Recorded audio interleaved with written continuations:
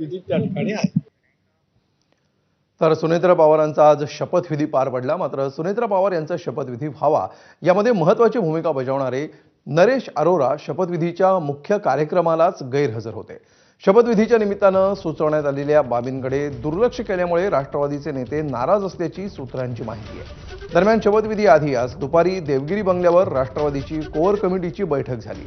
या बैठकीला नरेश अरोरा यांनी हजेरी लावली होती, पण शपथविधी सोहळ्याला अरोरा गैरहजर होते. उपमुख्यमंत्री म्हणून सुनेत्रा पवार यांनी शपथ घ्यावी या प्रक्रियेमध्ये अरोरा यांचा महत्त्वाचा रोल होता. पण शपथविधी सोहळ्याला अरोरा गैरहजर असल्यामुळे अनेक तर्कवितर्क लावण्यात येत आहेत.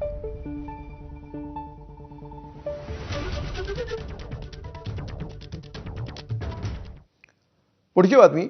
मुंबई महापालिका कुणाची याचा कौल भाजप आणि शिंदेच्या शिवसेनेला मिळाला. त्याला आता 15 दिवस झालेत, पण अजूनही महापौर कोणाचा याचा निर्णय झालेला नाही.